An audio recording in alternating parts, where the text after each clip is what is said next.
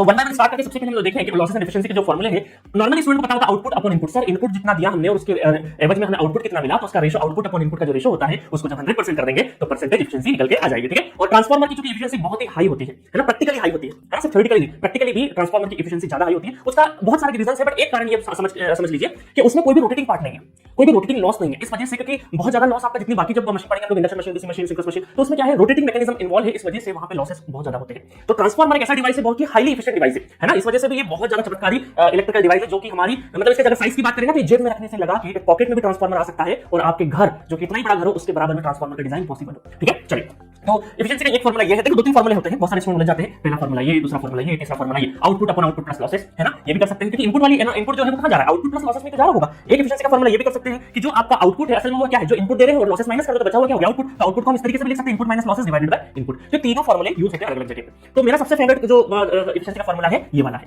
ये मेरा फेवरेट है। अब देखो डिपेंड करेगा कि आपका इलेक्ट्रिकल टर्मिनोलॉजी में क्या चीज है, इनपुट आपका इलेक्ट्रिकल में है या आउटपुट इलेक्ट्रिकल में है ना। इस बात को ऐसे समझिए कि ट्रांसफार्मर के प्राइमरी सेकेंडरी या इनपुट या आउटपुट दोनों साइड में क्या है, इलेक्ट्रिकल कनेक्शन से, इलेक्ट्रिकल एनर्जी से डील हो रहा है। तो आप वहां पे इनपुट और आउटपुट दोनों फार्मूले यूज कर सकते हैं। अगर बात करें इंडक्शन मशीन की, तो कोई भी मोटर है, थोड़ी देर के लिए इंडक्शन मोटर की बात करें तो मोटर में सप्लाई जो है, इनपुट जो इलेक्ट्रिकल है बट आउटपुट क्या इलेक्ट्रिकल है नहीं, आउटपुट क्या है मैकेनिकल है। तो वहां पर इनपुट वाला जो है वो फार्मूला ज्यादा फिजिबल होगा। अगर बात करें हम लोग जनरेटर की, तो जनरेटर में इनपुट क्या है, जनरेटर में इनपुट है मैकेनिकल से टरबाइन से पूरा प्राइमर वगैरह घुमाते हैं, और आउटपुट टाइम आ रहा है आपका इलेक्ट्रिकल क्वांटिटी में। तो इसका मतलब आउटपुट वाला फार्मूला वहां ज्यादा फिजिबल है। तो डिपेंडिंग ऑन द सिचुएशन की कौन सी क्वांटिटी हमारी इलेक्ट्रिकल उस हिसाब से फार्मूला लगा सकते हैं। ठीक है, तो तीनों फार्मूले पता होने चाहिए। जो ट्रांसफार्मर में सबसे ज्यादा फार्मूला यूज होगा वो ये वाला यूज होगा। अच्छा, इस फार्मूले को थोड़ा सा हमें न्यूमेरिकली इसको बार-बार ओरिएंटेशन बार-बार ये फार्मूला लिखेंगे, फिर इससे लॉसेस निकालेंगे। तो एक बात बताऊं आपको, जितनी भी ट्रांसफार्मर की एफिशिएंसी वाले लॉसेस वाले न्यूमेरिकल होंगे, तो सबसे पहले आपको क्या करना पड़ेगा, लॉसेस निकालना पड़ेगा। जैसे एफिशिएंसी आ जाए, जैसे क्वेश्चन में एफिशिएंसी वर्ड हो जाए, इसका मतलब है कि 99% केसेस में आपको लॉसेस फाइंड करना ही करना है ना, या फिर लॉसेस गिवन होंगे तो एफिशिएंसी फाइंड करना होगा। तो ये दोनों क्या है, एक दूसरे से कनेक्टेड है। अगर क्वेश्चन में लॉसेस की इंफॉर्मेशन गिवन है तो ज्यादातर केसेस में आपसे एफिशिएंसी पूछा जाएगा, अगर एफिशिएंसी है तो ज्यादातर केसेस में आपको लॉसेस या उससे रिलेटेड पैरामीटर आपसे पूछे जाएंगे। ठीक है, तो इसको अगर मैं इस पूरे को इधर मल्टीप्लाई कर दूं तो और उसके बाद से मैं आउटपुट को कॉमन ले लूं, तो ये कुछ फार्मूला ऐसा बनता है कि losses equal to 1 upon efficiency minus 1 into output. अब आप बोलोगे सर 100% कहां गया, तो काम करना 98% अगर एफिशिएंसी है, सपोज करो 98% एफिशिएंसी है, अगर एफिशिएंसी है तो यहां पे क्या रखोगे, यहां रखोगे 0.98,